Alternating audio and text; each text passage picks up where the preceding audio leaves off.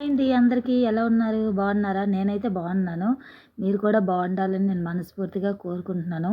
ఈ వీడియోలో అయితే మీకు చీపురుపల్లిలో ఉండే ఇంకొక టెంపుల్‌ని అయితే చూపించబోతున్నాను. ఇది కనక మహాలక్ష్మి టెంపుల్. మానసాదేవి అమ్మవారి టెంపుల్ దగ్గర నుంచి మరి కొంచెం ముందుకు వెళ్తే అక్కడ మనకు కనక మహాలక్ష్మి అమ్మవారి టెంపుల్ అయితే కనిపిస్తుంది.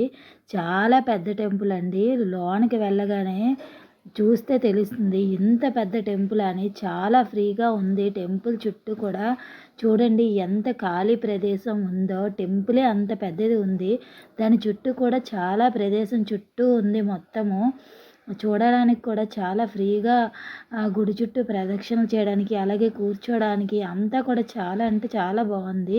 మేమైతే ఫస్ట్ టైం అండి ఈ టెంపుల్కి వెళ్ళడం. మీరైతే చీపురుపల్లి వెళ్ళినప్పుడు ఖచ్చితంగా ఈ టెంపుల్కి అయితే వెళ్ళండి. ఎందుకంటే మన వైజాగ్లో ఉండే కనక మహాలక్ష్మి టెంపుల్ తర్వాత మాకు విజయనగరంలో దగ్గరగా చీపురుపల్లిలో ఉండే టెంపుల్ అయితే ఇది. ఇక్కడైతే కొబ్బరికాయ అయితే కొట్టడానికి ఇక్కడ ఆల్రెడీ అందరూ కొడుతున్నారు. ఇంకా మీకు తెలిసిందే కదా, ఆల్రెడీ పిల్లలు ఊరుకోరు కదా. ఇంకా మా అబ్బాయి కొడతాననగానే ఇంకా వాడే ఇంకా కొబ్బరికాయ అయితే కొట్టేశాడు. మేము ఇంకా కొబ్బరికాయ కొట్టేసిన తర్వాత ఇంకా దేవుడి దగ్గరికి దర్శనం కనేసి బయలుదేరాము. ఇంకా దర్శనం కనేసి లోపలికైతే వెళ్ళాము. ఇంకా చాలా జనం ఉన్నారండి. దేవుడిని చూసి వీడియో తీసి మీకైతే పంపిద్దాం అనుకున్నాను. బట్ ఎలాగోలాగా కొంచెం వీడియో తీశాను మీకైతే షేర్ చేయాలని. ఎందుకంటే మీరు కూడా బాగుండాలి కదా, అందుకోసమని మీకోసం కూడా వీడియో షేర్ చేద్దామని దేవుడిని అయితే మీకు చూపించాను. దర్శనం చేయించాక మాకైతే కొంచెం ఇచ్చారండి కనకమహాలక్ష్మి అమ్మవారిది. అలాగే గాజులు కొబ్బరికాయ అన్నీ కూడా మనకి ఇచ్చారు. పూజ చాలా బాగా చేశారు. అమ్మవారు చూడండి ఎంత నిండుగా చూడడానికి కలకలలాడుతుందో. 2 కళ్ళు చాలవు అంత నిండుగా ఉంది. ఇంకా మేమైతే అక్కడ నుంచి ఇంకా బయటకైతే వచ్చేసాము. ఇంకా పిల్లలు చూస్తే మార్నింగ్ నుంచి తినలేదు కదా, ఇంకా ఆకలి వేస్తుందని గోల పెట్టేశారు. ఇంకా అక్కడ చూస్తే అన్నదానం అనేది చూసాము. ఇంకా అన్నదానంలో తినేద్దామంటే ఈ పిల్లలు వద్దన్నా. ఇంకా అది అన్నదానం భోజనాలు దక్కాలంటే అదృష్టం కూడా ఉండాలి.